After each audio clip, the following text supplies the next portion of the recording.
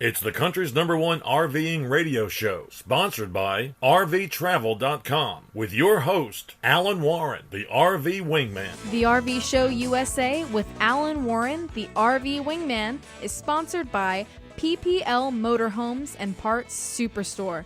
Nobody sells more consignment RVs than PPL. To sell your RV in record time or to buy a great used RV, visit pplmotorhomes.com. That you should do. Now, on our guest line from PPL is its president, Diana LeBlanc-Link, known by thousands of RVers all around the country as RV Nana. One smart RV Nana for sure. Diana, it looks like we're definitely at the time of year when the weather can really play a part in our RVing and camping trips, huh?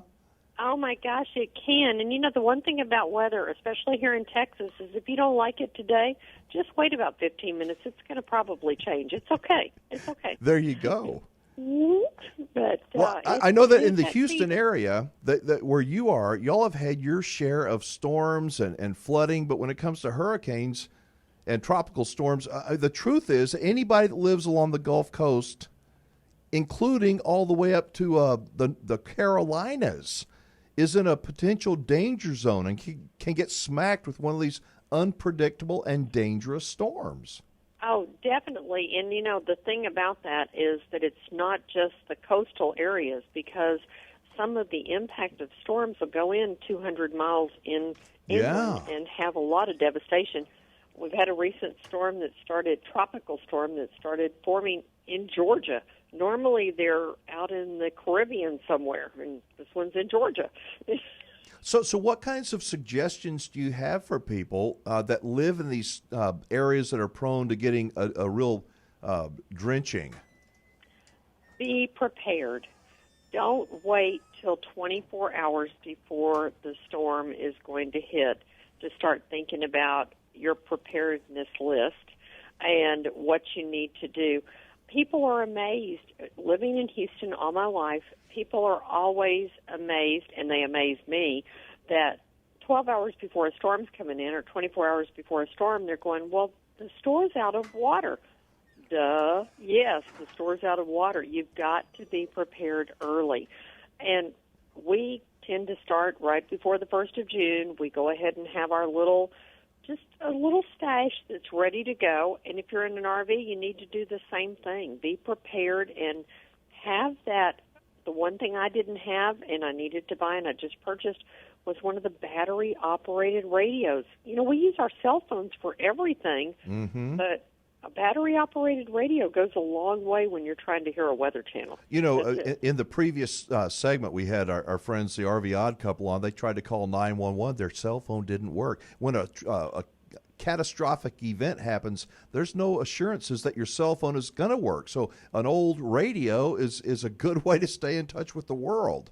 Oh, I agree. And I have a little gadget I've had for years. It's a little crank charger that you can plug your cell phone into, at least to where you can charge it like that. You crank it up. It's your own strength that gets that power going there, but it's really neat. Are the people in the Houston area? I know Hurricane Harvey's almost 2 years as a memory, but are y'all still on edge over there? You probably are. We're always on edge, and the newbies that move down here that have never been here before, it's so funny because the news media starts about a week early as soon as they know something, which is wonderful that we have that advance warning. But they take it like, oh, well, it's not going to do anything. Well, they haven't told me. They aren't saying it's coming here. You don't know where a storm's going. A storm can turn on you at the last 2 hours before it hits landfall at any time. It happened in Harvey, and it can happen at any time. So be prepared. I can't say it enough. Be prepared. Think of your canned goods, your non-perishable things, your water.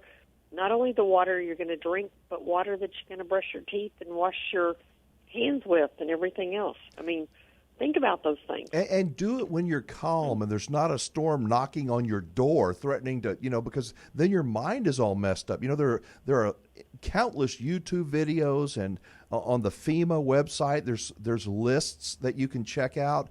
And like you're a big list person, as I am, and it's important to know where your list is, add things to it, make sure you got all the things you need, and it's easy to overdo it, but I'd rather be overdoing it than and be over-prepared than wish the other way, than... Oh, I agree with you wholeheartedly on that. And one of the best hints I ever got was all of your perishables. Like you can have rice and seasonings and things that you want to have a few things, and even extra medication.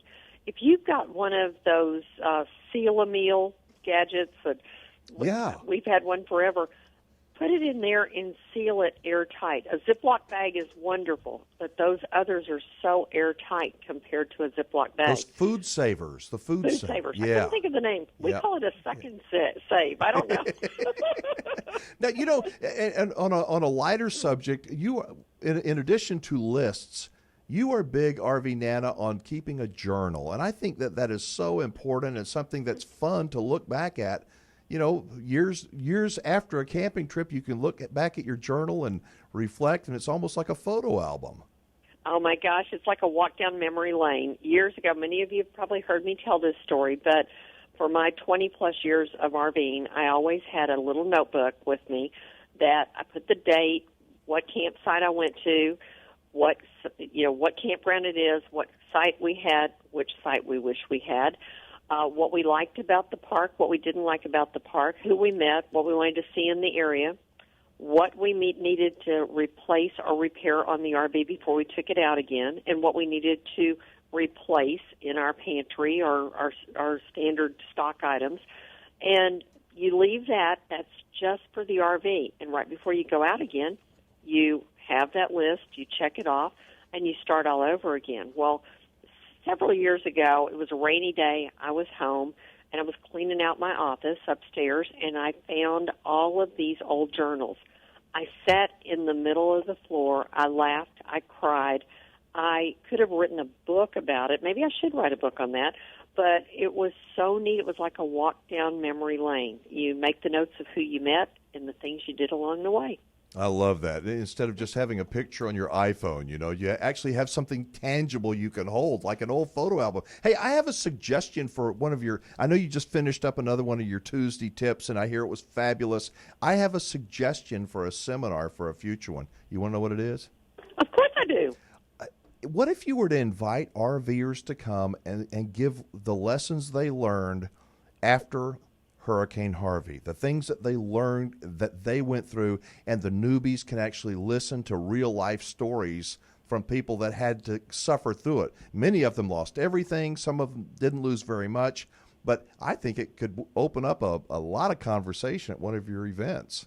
I think it would be great. I would have actually even loved to just have one, not just after a hurricane, just the funny things that happen and how we learned things in our RV. Whether it's how to hook up a sewer the right way, or how to turn on your refrigerator, or what to do here or what to do there. It would be fun to hear the different stories. A gentleman last night told me the story about how they were in this very remote national park. They were tent camping, found a nice level place, thought it was a great place to set up camp for the night. And at 6 a.m. the next morning, a garbage truck is honking at them because it was level, because it was the road leading to the dumpster. So you hear these fun stories, and you just have to laugh, and it's experience, and it's fun. That's it. And you do these things, these Tuesday tips once every month. Have you got a theme for next month's event yet? Kind of working on that. I know what September's theme is going to be, but I don't have it. I do know that I'm going to...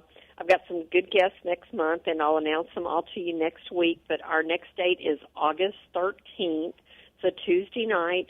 We want you to come out. It's our chance to tell you thank you for supporting PPL and our team for so long. And have a bite to eat with us, have a cold one, and have a good time. Well, y'all do have a fun time for sure. We got to call it there. Diana, thank you for everything you do, and we'll catch you next time, all right? All right, you guys come out and see us. All right, you take care. All right, folks, from parts and accessories for your RV, the best used RVs you will find anywhere for sale today. I want you to check them out at PPL Motorhomes. If you want to sell your RV, heck, nobody can do it any better than Diana and her team there at PPL. I promise you. And nobody will be more professional or more honest than PPL. Check them out, pplmotorhomes.com. Tell them the RV Wingman sent you. Back after this.